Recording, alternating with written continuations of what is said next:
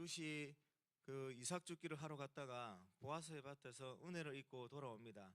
그 하루에 그 이삭 줍기를 해서 얻은 곡식이 약 22리터 정도 되는 한 호멜을 수확을 했죠.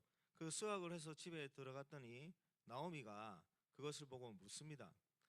도대체 무슨 일이 있었는지, 누구를 만났는지, 그리고 룻이 보아스와 만났던 이야기, 보아스가 자기에게 인애를 베풀어 줬던 이야기, 그렇게 해서 그 하루 일을 해서 수확을 했던 이야기, 그 이야기를 해주자 이제 나오미가 그 침체되어 있던 나오미가 이제 그 생기가 도는 모습을 우리에게 보여줍니다.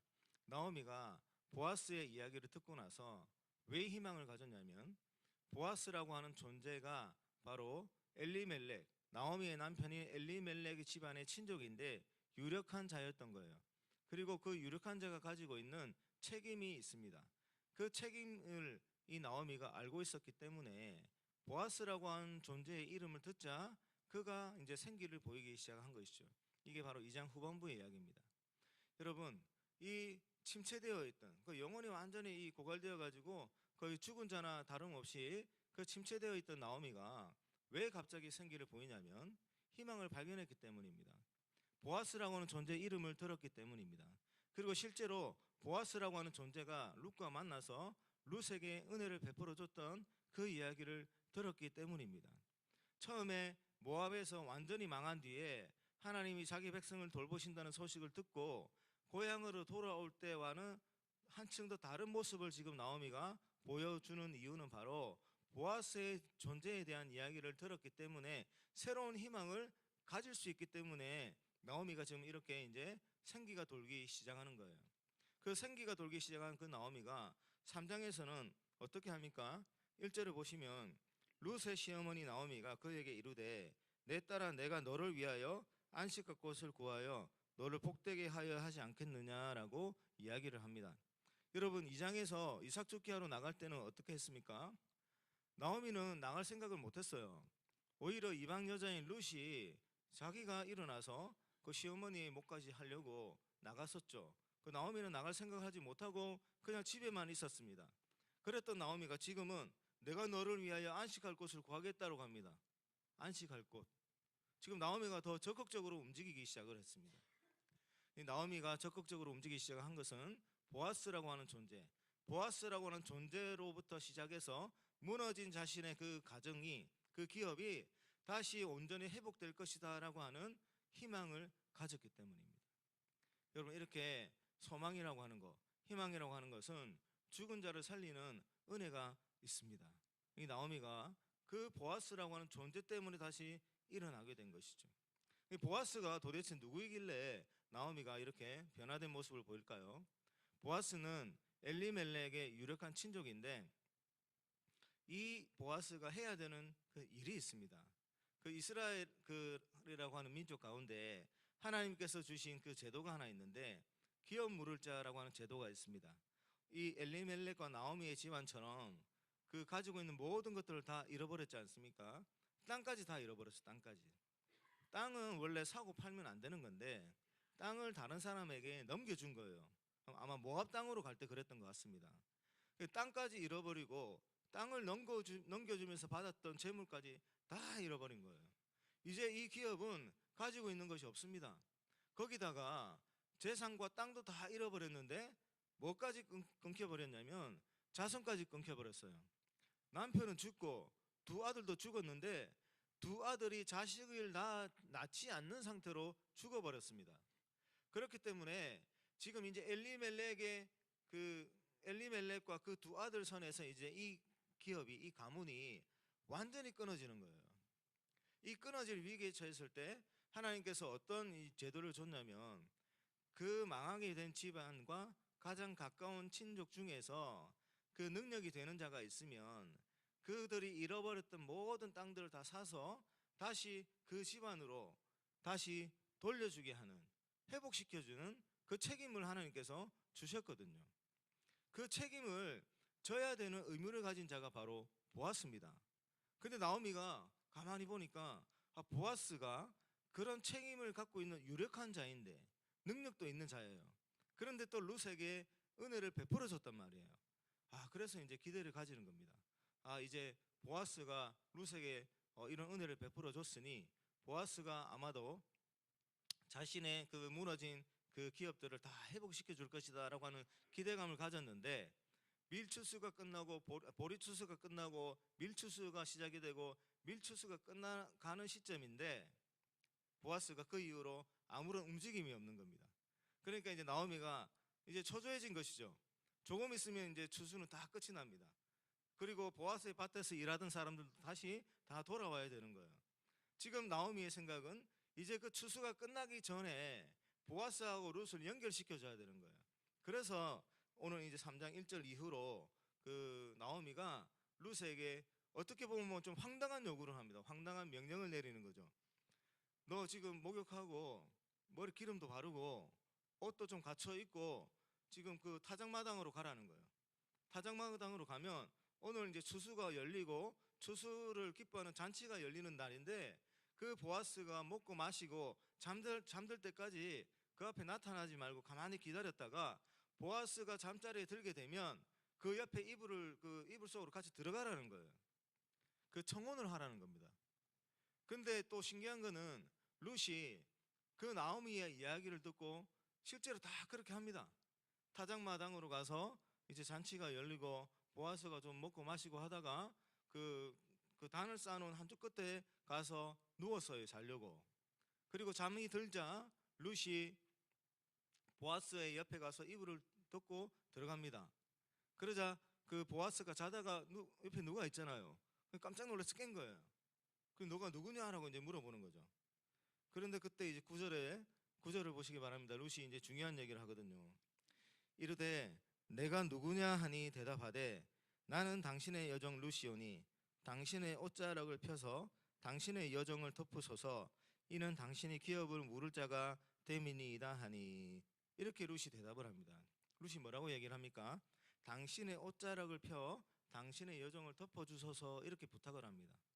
여러분, 2장에 그 11절에서 어떤 내용이 있었습니까? 12절입니다. 중간부터 보시면 보아스가 이렇게 얘기를 합니다. 보아스가 룻에게 축복을 하는데, 이스라엘의 하나님 여호와께서 그의 날개 아래에 보호를 받으러 온 내게 온전한 상 주시기를 원하노라. 이렇게 보아스가 축복을 했죠. 그의 날개 아래에, 하나님의 날개 아래입니다. 하나님의 품 안에입니다. 날개는 겉옷을 의미한다고 했죠. 지금 그 날아다니는 새의 날개도 의미하지만 이 단어가 겉옷을 의미하는 겁니다. 그러니까 그 겉옷 안에, 하나님의 품 안에, 그 뜻이에요. 그렇게 축복을 했는데 오늘 이제 룻이 보아스를 향해서 뭐라고 합니까? 당신의 옥자락을 펴서 당신의 여정을 덮으소서.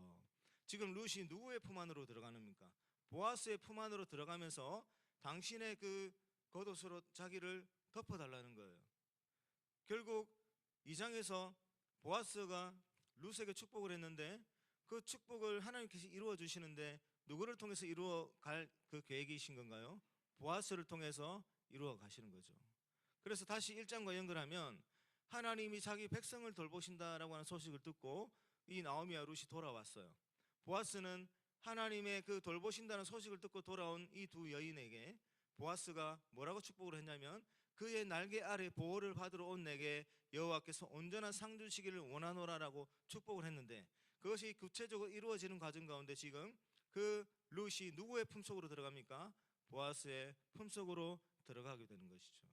이게 하나님께서 무너진 나오미의 가정을 살려나가시는, 회복해 나가시는, 은혜를 베푸시는 과정입니다. 하나님께서 어떤 은혜를 쭉 펼쳐가십니까? 완전히 그 망한 한 여인에게 하나님께서 돌보신다는 소식을 들려주시고, 그리고 베들레헴에 돌아왔을 때 참 막막한 그 삶 가운데 보아스라고 하는 그 은인을 만나게 해주셔서 그 일용할 양식을 얻게 하시고, 또 상한 그 마음의 위로를 얻게 하시죠. 보아스가 물질만 주는 게 아니라 룻에게 말로도 위로해 주잖아요.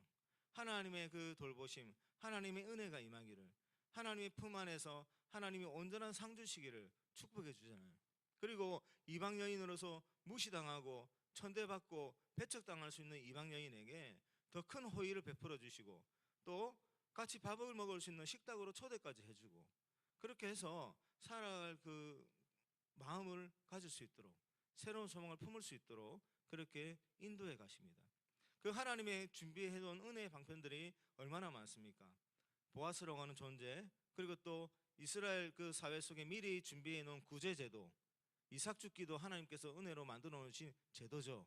그 제도 속으로 들어오게 하셔서 이 완전히 죽게 된 나오미와 룻이 살아갈 수 있도록 인도를 해 오셨습니다.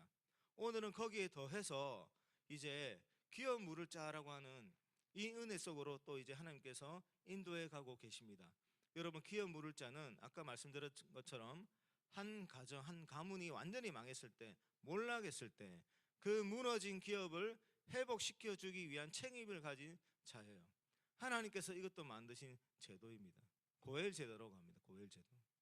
그래서 어떤 한 가정이 무너졌을 때 그 가정이 원래 가지고 있었던 모든 땅들을 다 회수, 자기 돈으로 사가지고 자기가 가지는 게 아니라 자기 이름으로 등기하는 게 아니라 엘리멜렉과 나오미의 집안의 이름으로 등기를 해주는 거예요. 엘리멜렉은 죽었으니까 누구 이름으로 등기해야 되겠습니까? 나오미의 이름으로 해야 되는 거예요. 그리고 또 한 가지 더 이제 그 중요한 임무가 있는데, 땅만 주면 안 되죠. 땅만 주면 지금 나오미의 가정에는 아들이 없지 않습니까? 아들이 있으면 땅만 주면 되는데 그 가정에는 아들이 없어요. 그래서 어떤 역할까지 해야 되냐면, 여러분 구약제도에 보면 형사치수제도라고 그 형제들이 있는데, 만약에 첫 번째 형의 형수가 죽었어요. 그 형수의 남편이, 그러니까 형이 죽었어요. 자손도 없이. 그러면 이 여인은 다른 데로 시집가면 안 되고 그대로 그 가문에 남아 있고, 그 형제들이 그 형수와 잠자리를 가져서 아이를 낳아야 돼요. 그럼 그 아이를 그 동생의 이름, 자신의 이름으로 입적시키는 게 아니라 형의 이름, 형의 밑으로 호적을 해줘야 되는 거예요. 그렇게 해서 그 여인이 그 아들과 함께 다시 계속해서 그 기업을 이어나갈 수 있도록 해줘야 되는 겁니다. 그 기업을 그렇게 살려줘야 되는 겁니다. 이것도 하나님께서 만들어주신 제도입니다. 그러니까 이런 형사질서제도, 고엘제도를 통해서 무너진 한 가문을 완전히 살줄 수 있도록 하나님께서 제도를 만들어 놨는데, 그 책임이 지금 보아스에게 있는 거예요. 나오미가 그것을 이제 그 존재를 만난 거예요. 그렇게 해서 룻을 보낸 겁니다. 여러분, 그런데 이 장면을 보면 너무너무 좀 당황스럽지 않습니까?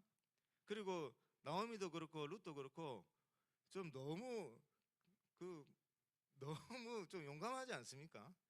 어떻게 이런 요구를 할 수 있을까? 지금 우리가 가지고 있는 도덕적 그 기준 가지고, 윤리적 기준으로 생각해 보면 이 좀 파렴치하죠. 가서 어떻게 결혼을 해달라고 합니까? 그리고 이 장에도 계속 보면 보아스하고 룻을 계속 비교를 하잖아요. 보아스는 아주 높은 존재고 룻은 그냥 하찮은 이방 여인이에요. 누군가가 은혜를 베풀지 않으면 살아갈 수 없는 너무너무 불쌍한 여인이에요. 천지차예요. 그런데 갑자기 어디서 이 용기가 나가지고 룻이, 이 장에서는 당신의 하녀와도 같이 못한 여자입니다 이렇게 이야기를 하잖아요. 도대체 당신의 하녀와도 같이 못한 이 하찮은 여자에게 어찌해서 당신이 내게 은혜를 베풀어 주십니까? 이렇게 얘기하잖아요. 근데 지금은 가가지고 지금 청혼하는 겁니다. 여러분, 청혼. 어디서 이런 담대함이 나왔을까요? 어디서 이런 담대함이 나왔냐면 하나님의 약속에서 이 담대함이 나오는 겁니다. 나오미가 어디서 그런 담대함이 나왔을까요? 이거 하나님의 약속이에요. 하나님께서 그 이스라엘 사회 제도 속에 하나님께서 이것을 해라라고 주신 거예요. 그것에 근거해서 담대함을 가지고 보아스에게 나가는 겁니다. 나오미도 그걸 요구한 거고 롯도 그 어머니의 말을 따라서 그렇게 담대하게 나간 거예요.